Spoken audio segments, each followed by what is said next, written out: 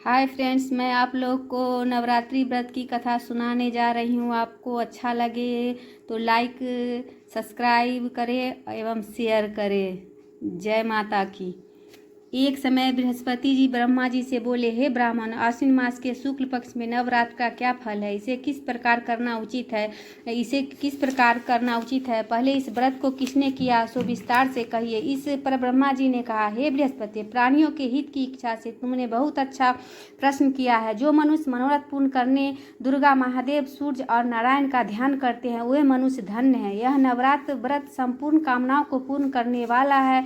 इसके करने से पुत्र की कामना वाले को पुत्र, धन की कामना वाले को धन, विद्या चाहने वाले को विद्या एवं सुख चाहने वाले को सुख मिलता है। मनुष्य के रोग दूर होते हैं, मनुष्य की संपूर्ण विपत्तियां दूर होती है।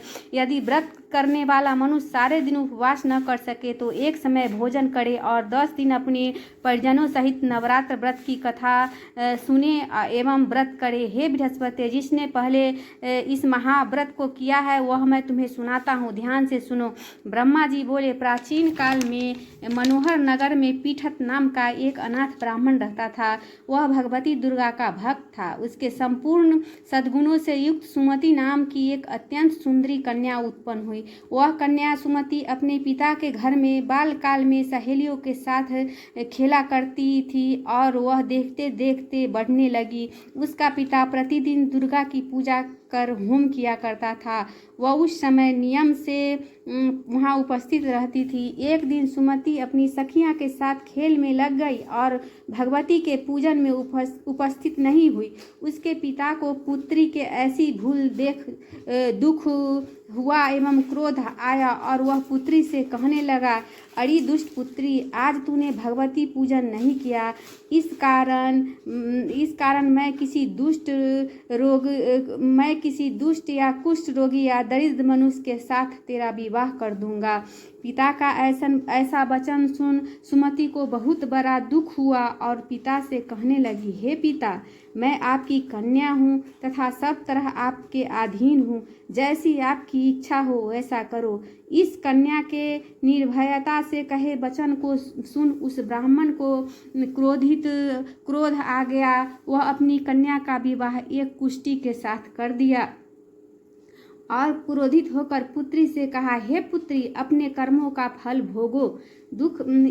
इस पर उसकी पुत्री दुख पर विचार करती हुई वह कन्या पति के साथ वन को चली गई और डरावने वन में रात बिताई। इस गरीब बालिका की ऐसी दशा देखकर भगवती से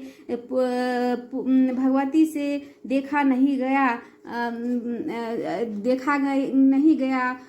पूर्व पुण्य के प्रभाव से प्रकट हो भगवती सुमति से कहने लगे, हे दीन ब्राह्मणी, मैं तुमसे प्रसन्न हूँ। तुम वर मांगो, तुम जो चाहो वरदान मांग सकती हो। तब इस पर ब्राह्मणी ने पूछा, आप कौन हो? ऐसा वचन सुन देवी ने कहा, मैं आदि शक्ति भगवती हूँ और मैं ही ब्रह्म विद्या सरस्वती हूँ। मैं ब्राह्मणी में तुम पर प्रसन्न हूँ। तुम्हारे पूर्व जन्म का वृतांत सुनाती हूँ, सुनो।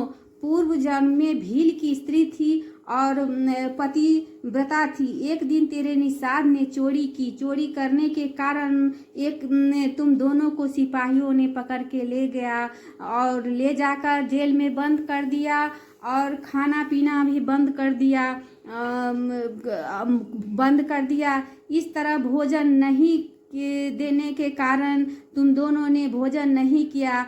इस प्रकार नवरात्र के दिनों में तुमने कुछ नहीं खाया और जल भी नहीं पिया। इस व्रत के प्रभाव से प्रसन्न होकर मैं तुम्हें वर देती हूँ, वर मांग लो।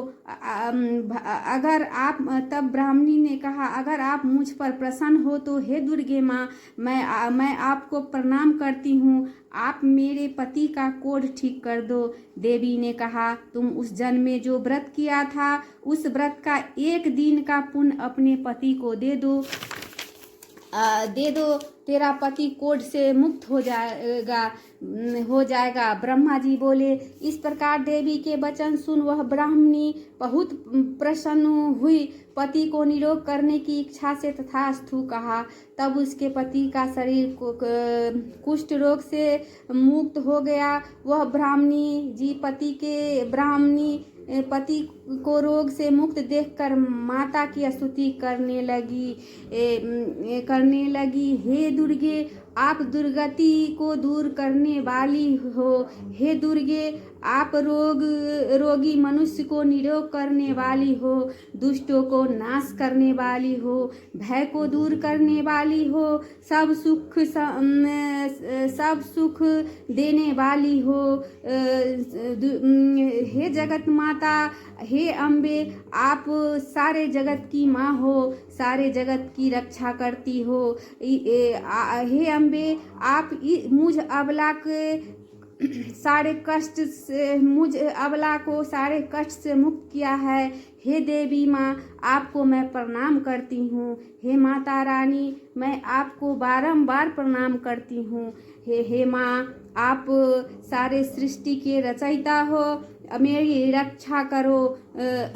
उस ब्राह्मणी की स्तुति सुन देवी माँ बहुत प्रसन्न हुई और ब्राह्मणी से कहा, हे ब्राह्मणी, तेरे उदालय नामक अति बुद्धिमान, धनवान, कीर्तिवान, यशवान, गुणवान पुत्र शीघ्र ही उत्पन्न होगा। और कोई इच्छा हो तो वर मांग लो। सुमति ने कहा, हे भगवती दुर्गे, आप मुझ पर प्रसन्न हैं तो कृपा कर मुझसे नवरात्र विधि का बताइए। उसके फल पर विस्तार से, उसका फल और व्रत विस्तार से बताइए। ब्राह्मणी के वचन सुन दुर्गा माता ने कहा, हे ब्राह्मणी, मैं तुम्हें संपूर्ण पापों को दूर करने वाले नवरात्र व्रत विधि बतलाती हूँ, जिसको सुनने से मोक्ष की प्राप्ति होती है, यश की प्राप्ति होती है, विद्या की प्राप्ति होती है, धन की प्राप्ति होती है, पुत्र की प्राप्ति होती है, स्त्रियां सालों साल सौभाग्यवती रहती है। मैं आप तुमको सुनाती हूँ, ध्यान से सुनो। आश्विन मास के शुक्ल पक्ष के प्रतिपदा से लेकर 9वीं दिन तक व्रत करे। एक समय भोजन करे। महालक्ष्मी, महाकाली और महासरस्वती देवी की मूर्तियां स्थापित करे। नित्य पूजन करे। महालक्ष्मी, महासरस्वती देवी की मूर्तियां स्थापित करे, नित्य पूजा करे। बिजोरा के फल से अर्घ देने से रूप की प्राप्ति होती है। जायफल, दाख, आंवले से, केले से अर्घ दे। फूलों और फलों से अर्घ देकर व्रत समाप्त करे और विधि से पूर्वक व्रत समाप्त कर हवन करे। हवन समाप्त होने के बाद आचार्य को दक्षिणा दे। गौ की दान करे, अन्न की दान करे।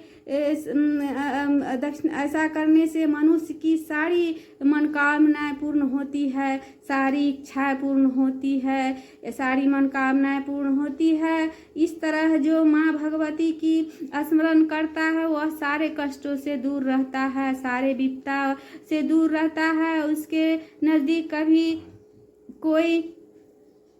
कोई विपत्ति नहीं भटकती है और वह सारे सुख से संपन्न रहती है। हे ब्राह्मणी, अगर जो मनुष्य अपने मन से मेरी पूजा भक्ति करेगी वह सारे कष्टों से दूर रहेगी। इस प्रकार देवी मैया ने इस कथा को कह अंतर ध्यान हो गई। अब कथा समाप्त हुई। बोलो माता रानी की जय। ओम जय